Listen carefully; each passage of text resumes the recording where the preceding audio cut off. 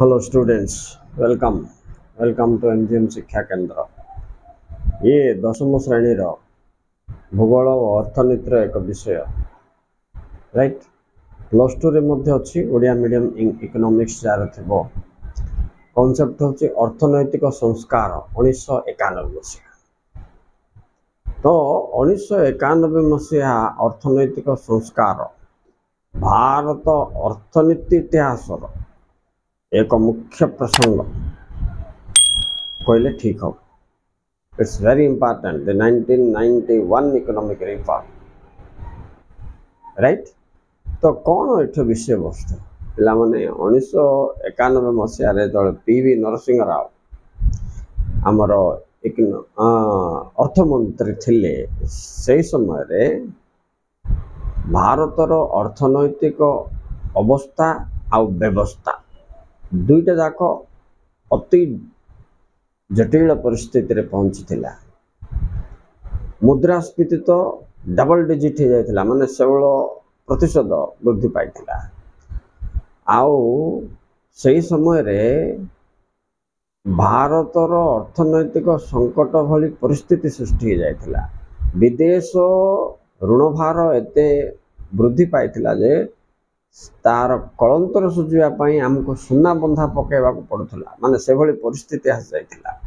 आउ वैदेशिक मुद्रा इन टर्म्स ऑफ डॉलर जोटा सेटा मते बहुत मात्रा रे कमी जाइथिला।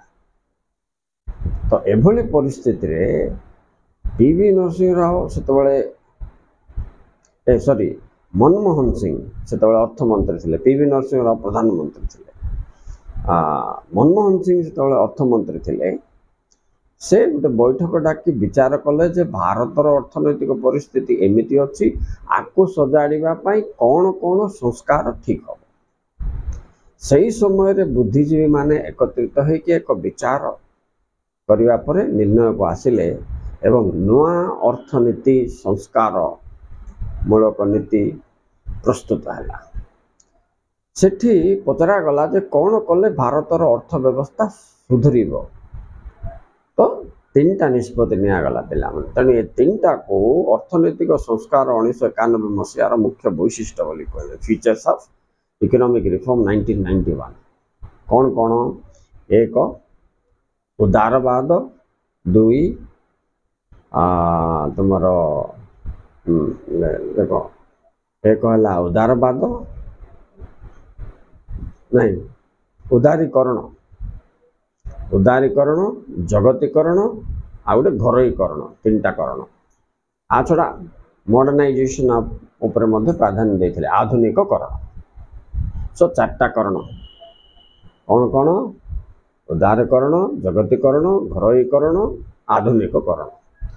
ये चारिटा जिनस उपर आमे जदि फोकस करिबा तेबे आमर अर्थनैतिक परिस्थिति सुधारिबो बोली विशेषज्ञ मानक ठारो ज्ञान पाइबा परे मनमोहन सिंह जानापी चेष्टा कले। कौन से पचारे?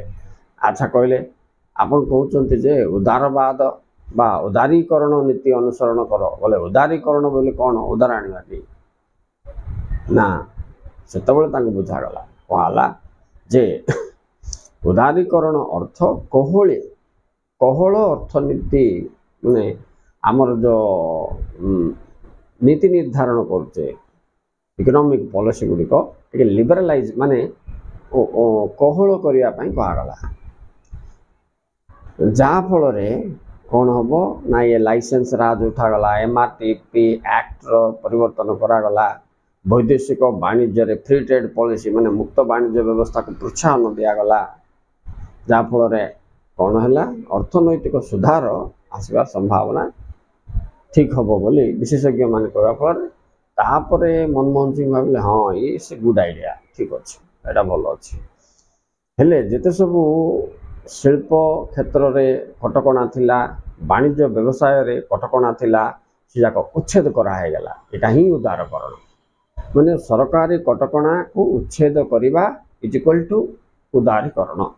एवं आम अर्थनीति यहाँ से दिन ठार प्रणयन करागला 1991 मन रखा उचित। सेकेंड पॉइंट जगतीकरण। तो पचारे जगतीकरण कहले कौन माने कौन करवा?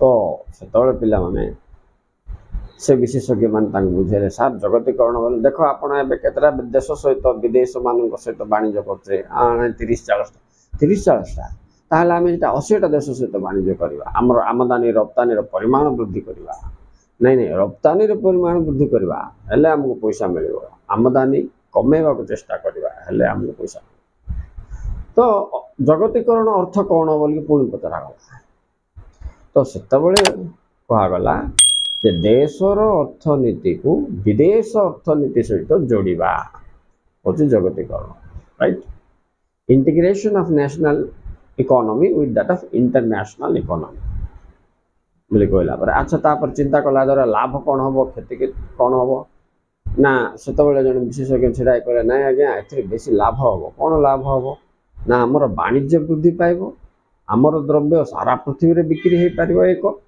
अन्य देशर द्रव्य आम सुलभ ये पाइपर 2 आमर वैदेशिक मुद्रा जोटा कमी जाटा वृद्धि पाइब 3टा बेनिफिट अच्छी अच्छा हेले चल जगतीकरण करवा तापर कौन है 1991 मसीह ही भारत में जगतीकरण लागू है तापर जी थर्ड पॉइंट घरोईकरण से देख पे सरकारी संस्था बेसरकारी संस्था थिला दुईटा जाक एवं भी अच्छी आमर तो मिश्र अर्थनीति हेले सरकारी कल गुड़िक नष्ट पड़ता लाभ आसुनला परिचालन समस्या थिला तेणु घरोईकरण कराला से अनेक सरकार होटेल गुड़िक इंडस्ट्रीज मान शिल्प अनुष्ठान गुड़िक सब जाक प्राइवेट सेक्टर को देदेले से घरोईकरण बोली कह देख आमर इलेक्ट्रिसिटी करेन्ट यहाँ ओडिशा सरकार अधीन थिला किंतु से कौन प्राइवेट की दिहला ना ना से घरोईकरण बोली कह सरकार काट देकी प्राइवेट सेक्टर को देदेवा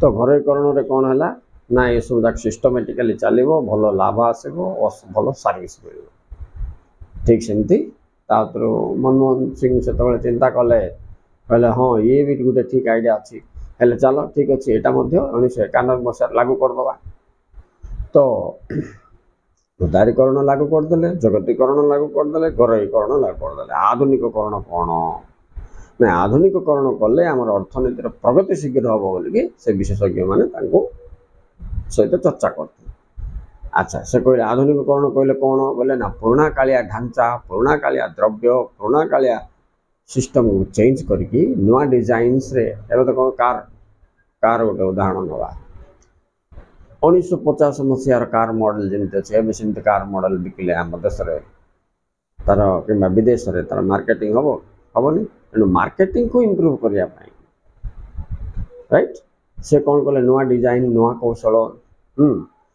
आउ नुआ फैसिलिटीज गुड़िक सब द्रव्य रे बैंक सिस्टम रे बीमा सिस्टम रे सबुठ चेंज करने बोलिकी नुआ रे करने बोलिकी नूतन शैली रे करने बोलिकी से चिंता कले यहाँ आधुनिककरण सो ये 4टी करण कि करण उदारीकरण जगतीकरण घरोईकरण आधुनिककरण माध्यम रे अर्थनैतिक परिस्थिति को पूरापूरी सजड़ा जाइथिला एटा को 1991 मसीहार अर्थनीति संस्कार अर्थनैतिक संस्कार बोली कहा जाउछि